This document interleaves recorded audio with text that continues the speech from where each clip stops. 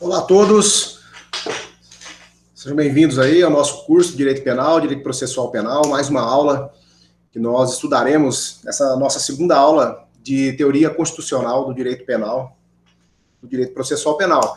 Nós temos, como eu já falei, inúmeros incisos da própria Constituição da República que tratam do direito penal, e isso é um reflexo que nós já comentamos nas aulas anteriores, é um reflexo de um movimento histórico onde o direito penal ele é um direito de limitação de poder do Estado, ele é a última ratio, ele é a última medida do Estado, e para que o Estado possa exercer o seu poder de penar, né, que seria o direito de impor uma pena, restringir a liberdade, o cidadão ele está sujeito a determinadas regras do jogo, previstas na Constituição. Isso é um reflexo histórico do direito de primeira dimensão, direito de liberdade, né? Nós temos outras dimensões de direitos aí ao decorrer da história, como direito de segunda dimensão, direitos sociais, direito de moradia, cultura, educação, saúde, né? Lá do final do século XIX, início do século XX, temos direitos de terceira dimensão, né? Direitos ligados a direitos difusos e coletivos. Alguns autores falam direito de quarta, quinta geração, enfim.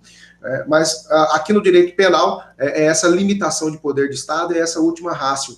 Então vamos para a nossa Constituição da República, dando continuidade, e nós veremos vários outros incisos que complementam aqueles 10 axiomas do direito penal, do direito do garantismo penal.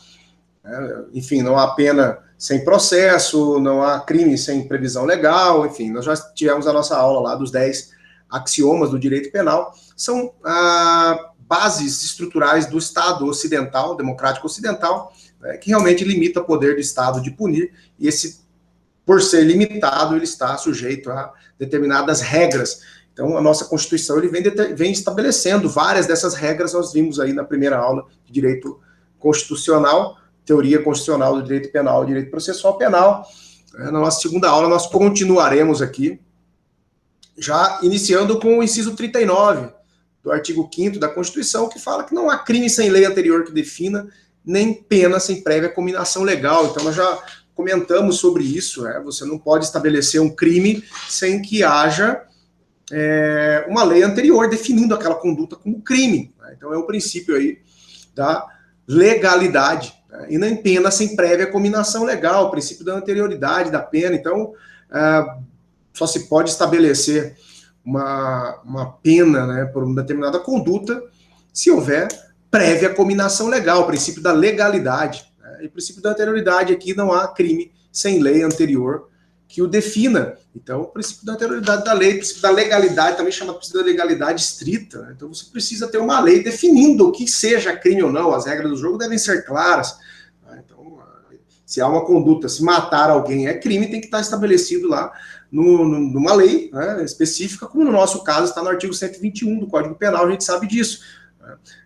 Então, só há crime, né, se houver lei anterior que o defina, e também só haverá pena para esse determinado crime se houver prévia cominação legal. Não se escolhe a pena que será aplicada sem que haja uma limitação legal, né? Não se pode colocar pena de esquartejamento ou estabelecer que para determinados casos serão penas X, para outros casos penas Y.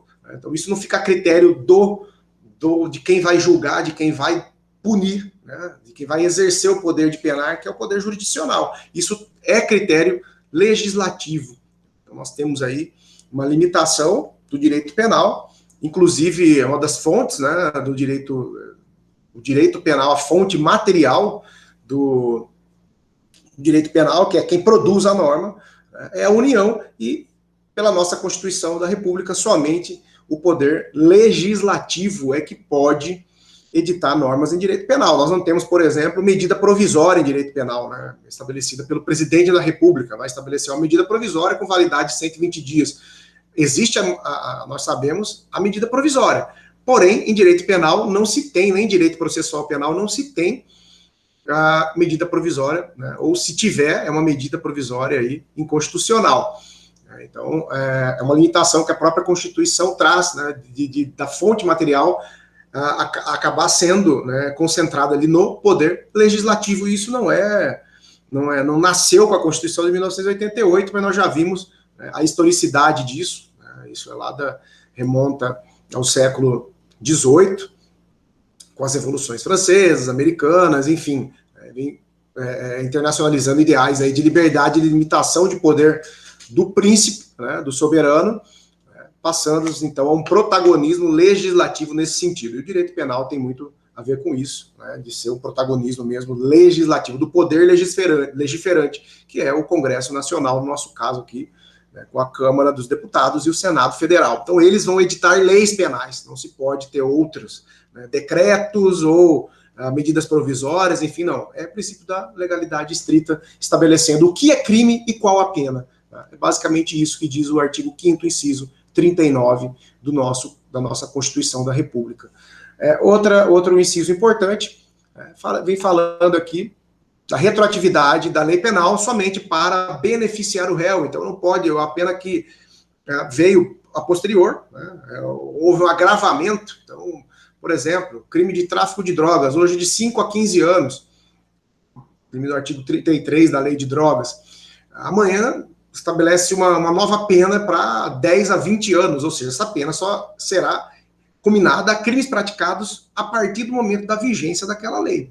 Então, uma lei, ela só vai retroagir, você só vai voltar para o passado se ela for benéfica.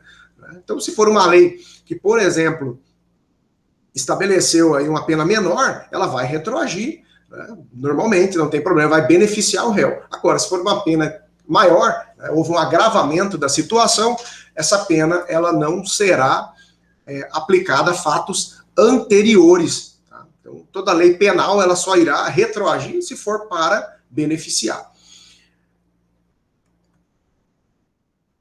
Pois bem, nós vimos questões aí de racismo, questão, né, na aula passada, questão da imprescritibilidade do crime de racismo, do crime contra a segurança nacional, a questão da inafiançabilidade e insuscetibilidade de graça ou anistia das leis de crimes hediondos. Passada essa introdução, nós vamos, então, comentar aqui a proibição de penas de morte, está lá no inciso 47 da Constituição, então não se permite pena de morte no Brasil, salvo caso de guerra declarada. Então, se houver uma guerra declarada, e isso quem declara a guerra é o presidente da República, está lá no artigo 84, inciso 19, em caso de guerra declarada, é possível se estabelecer a morte por fuzilamento. Mas, exceto isso, nós não temos pena de morte no Brasil. Tá? Então, existe pena de morte no Brasil? Existe em caso de guerra declarada. Em tempos de paz, é impossível. Isso é um inciso 47 alineada à Constituição, é cláusula pétrea, isso não vai mudar. Então as pessoas às vezes discutem, vamos fazer uma emenda constitucional para estabelecer pena de morte. Impossível, é cláusula pétrea. Né? Não existe pena também de caráter perpétuo. Nós vimos a questão da limitação máxima lá do artigo 75 do Código Penal, que estabelece que a pena máxima hoje no Brasil com a lei anticrime é uma pena de 40 anos de prisão. Antes era 30, agora com a Lei 13.964 de 2019, que é a lei anticrime, estabeleceu uma pena máxima de 40 anos de prisão. Isso não quer dizer que a pessoa ficará presa, uma pena dela será no máximo de 40 anos. Não é isso. A pessoa pode ser condenada a 100 anos, 120, a 500 anos de prisão, a depender dos crimes que ela praticou. Mas o cumprimento da pena se dará em 40 anos. É um limite máximo para punição, para cumprimento da pena. A punição, ela pode, uma sentença, eventualmente, extrapolar isso, porém, o tempo de cumprimento da pena, na hora de unificar o cumprimento, será no máximo 40 anos. E é interessante que, se a pessoa for condenada, por exemplo, a 120 anos de prisão, ela tiver que cumprir 1/3 da pena, será calculado sobre os 120 anos. Cumpriu 120 anos da pena, vai cumprir 1/3 da pena, dará exatamente 40 anos de prisão, isso é permitido. Se esse 1/3 da pena for 50 anos de prisão, vamos supor que ela tivesse sido condenada a 150 anos, 1/3 da pena, 50 anos de prisão, ela cumpriria no máximo 40, tá? Mas a proporção da pena a ser cumprida é sobre o total da pena aplicada.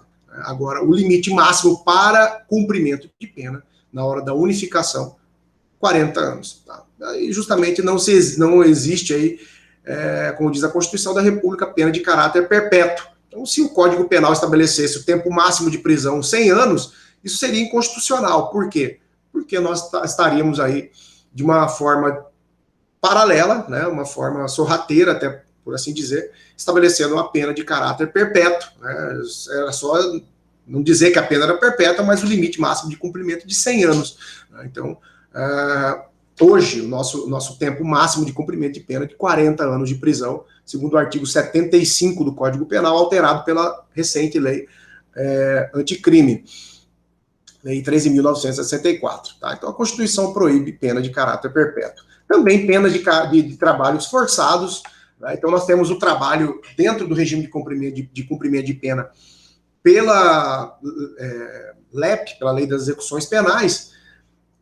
A pena, o trabalho ele é obrigatório para os regimes fechado e semiaberto. Então, a pessoa deve trabalhar, inclusive é beneficiado com isso, com a chamada remissão da pena. A cada 3 dias trabalhados, diminui um tempo, um dia da pena a ser cumprida.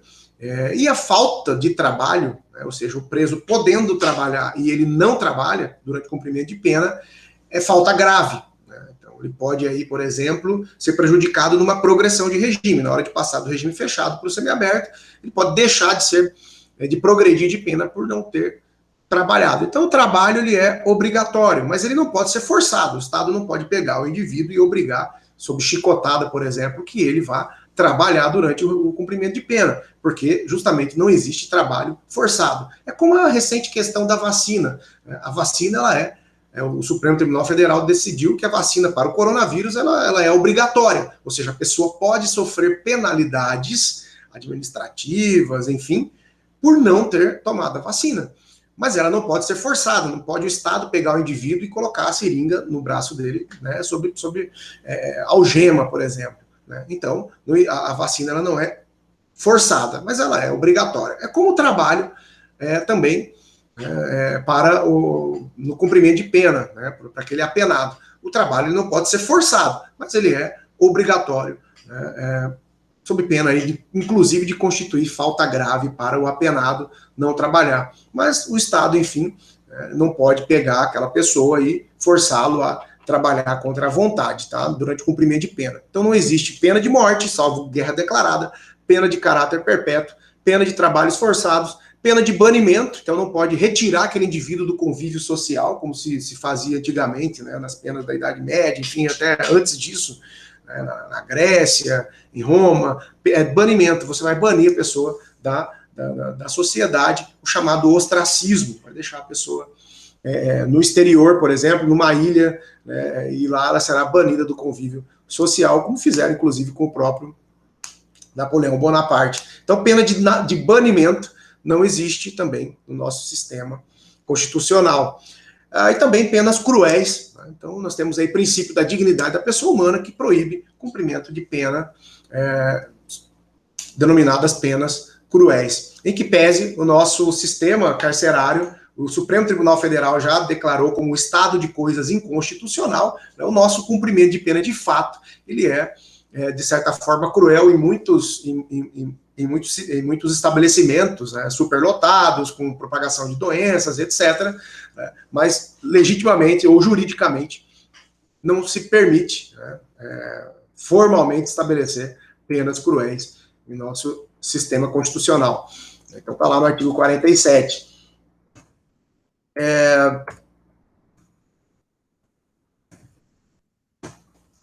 Aqui. Ninguém será, o inciso 53, ninguém será processado nem sentenciado, senão pela autoridade competente. Aqui nós temos o princípio, né, do juiz natural. Então, se determinada pessoa pratica um crime, já está estabelecido na norma quem será competente para julgá-lo. Não é qualquer juiz, não é qualquer autoridade judiciária, enfim. A jurisdição em si ela é una, ou seja, o Estado tem o poder de penar, de estabelecer uma pena, desde que cumpra, né, obviamente, aí, o devido processo legal, porém, não é qualquer juiz que será competente para qualquer causa. Então, a competência ela é uma limitação de poder.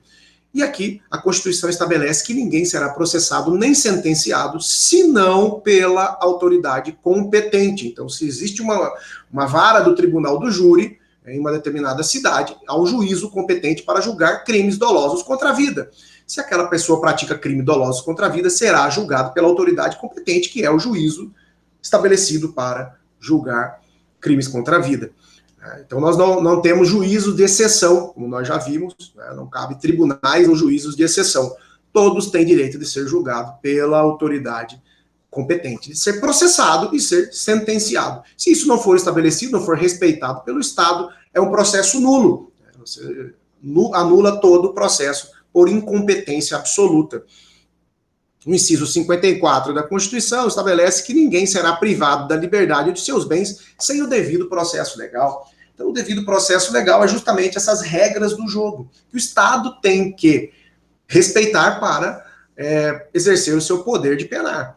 Então, o Estado não pode privar alguém de sua liberdade ou de seu patrimônio sem o devido processo legal. Isso não vale só para o direito criminal, não. Se a pessoa recebe uma multa de sonegação, por exemplo, tributária, ela tem direito a recorrer administrativamente daquela multa. E lá no final, enfim, a partir de um processo de execução fiscal, o Estado, então, com autorização judicial, dentro do processo judicial, vai retirar o bem daquela pessoa para poder pagar determinada dívida. Então, ninguém pode ser disposto, pode ser privado tanto de sua liberdade, né, quanto de seus bens, sem o devido processo legal. Então, aquele processo estabelecido nas nossas normas, as regras do jogo, na verdade, né, elas devem ser respeitadas.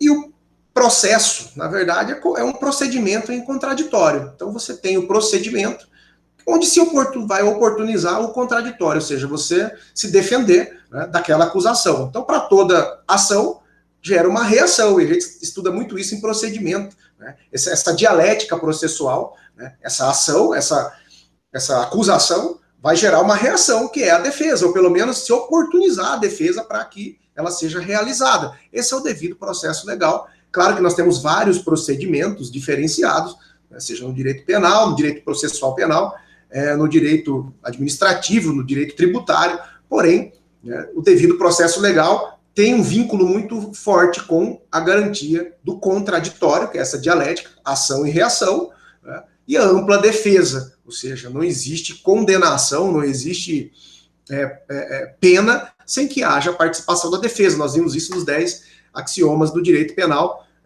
do garantismo, né, penal. Então, ninguém será privado de sua liberdade ou de seus bens sem o devido processo legal. Isso é o que diz o artigo 5º, inciso 54 da Constituição. São inadmissíveis no processo as provas obtidas por meios ilícitos. Então, nós temos a ilicitude da prova como garantia constitucional, né? Se uma prova ela é ilícita, ela não será utilizada no processo. E agora, com a lei anticrime, o juiz que tiver contato com a prova ilícita, ele fica impedido de julgar a ação.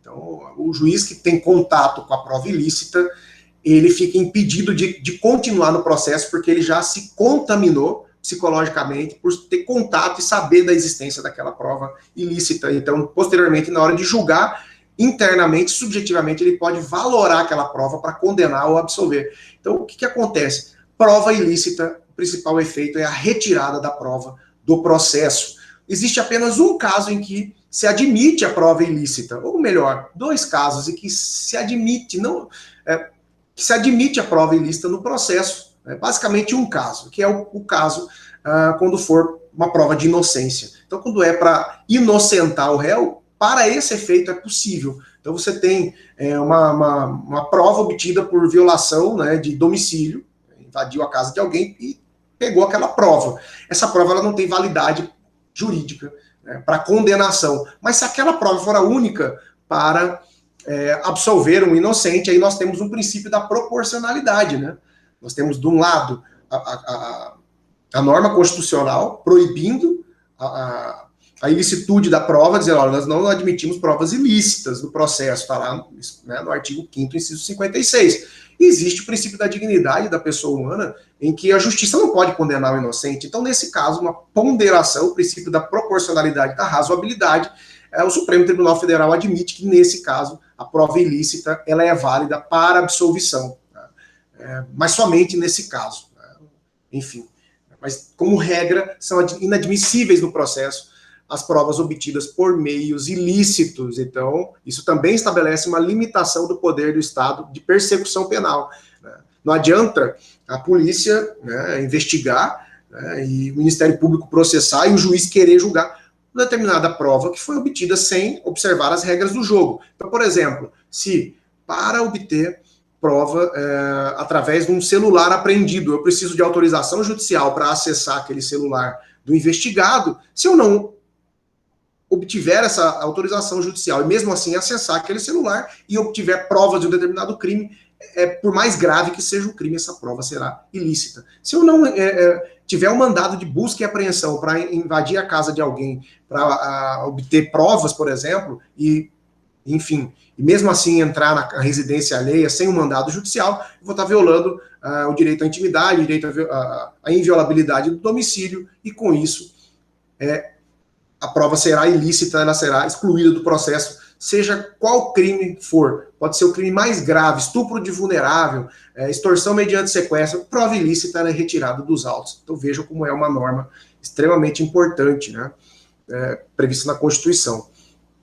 O inciso 57 vem falando que ninguém será considerado culpado até o trânsito em julgado da sentença penal condenatória. Aqui nós temos uma limitação também, né, chamado princípio da presunção de inocência. Nós tivemos grandes discussões sobre isso recentemente no Supremo Tribunal Federal, né, que um determinado entendimento de que a partir da segunda instância houve a condenação em primeira, houve a condenação em segunda, a partir dali poderia se executar a pena daquela pessoa, e essa presunção de inocência iria até a condenação em segunda instância. Isso também acabou sendo modificado recentemente pelo Supremo Tribunal Federal, que proibiu a chamada execução provisória. Então, até que haja trânsito em julgado, e o que é trânsito em julgado? É quando não há mais recurso, né? O grande problema hoje é que o nosso direito processual penal, ele prevê uma infinidade de recursos, tanto nas instâncias ordinárias quanto nas instâncias extraordinárias.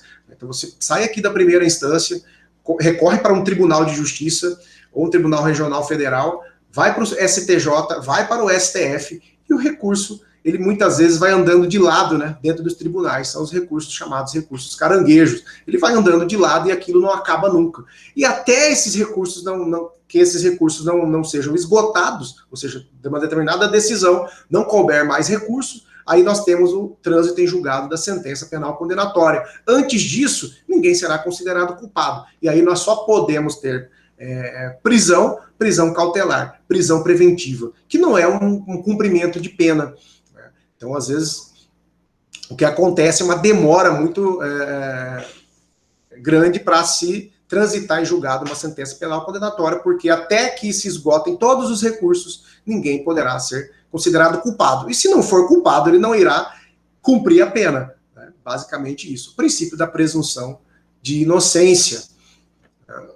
O que nós precisaríamos, talvez, era uma reforma, né, na própria legislação processual penal. Nós temos um Código de Processo Penal parado há décadas no Congresso, né, e uma reforma no próprio sistema recursal, né, para garantir mais efetividade do nosso direito processual penal e não permitir essa infinidade de recursos, mas isso precisa entrar num ponto de equilíbrio que até hoje não se entrou, né, não tivemos força política e vontade política para isso. Sobre a identificação criminal, né, então nós temos uma lei, que é a Lei de Identificação Criminal, que é a Lei 12.037, então nós temos aqui a Lei 12.037 estabelece mecanismos de identificação criminal. Então, regulamenta aqui o artigo 5º, inciso 58 da Constituição, vem falando que o civilmente identificado não será submetido à identificação criminal. Basicamente, aquele que tiver identificação civil pelos documentos, então quem vai cursar, por exemplo, vai prestar concurso para as carreiras policiais, delegado, agente de polícia, enfim, escrivão, é essencial estudar a Lei 12.037, tá? É a Lei de Identificação Criminal, que regulamenta aqui esse inciso da Constituição, dizendo que o civilmente identificado não será submetido à identificação criminal. Outro inciso importante, aqui nós temos vários, né, basicamente aqui, ó, do inciso 60, né, ao inciso 67 da Constituição, vem falando sobre prisões. Então, aqui, nós temos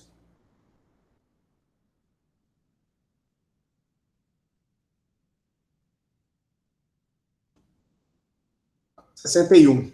Ninguém será preso senão em flagrante delito ou por ordem escrita e fundamentada da autoridade judiciária competente, salvo nos casos de transgressão militar ou crime propriamente militar definidos em lei. Tá? Então, nós vamos, na nossa terceira aula de Direito Constitucional, Teoria Geral da Constituição, né, Teoria Constitucional do Direito Penal e Direito Processual Penal, nós iremos tratar sobre prisões, mas voltados aqui para esses incisos da nossa Constituição da República. Então, eu suspendo aqui o compartilhamento de tela e aguardo a todos na nossa próxima aula, que é uma aula extremamente importante, né? Nós vamos tratar de temas aqui relacionados a prisões, mas voltado para esses incisos da Constituição. Então, eu aguardo a todos, sempre mantendo o nosso foco, né, no nosso objetivo. Então, até a próxima aula, aguardo todos vocês.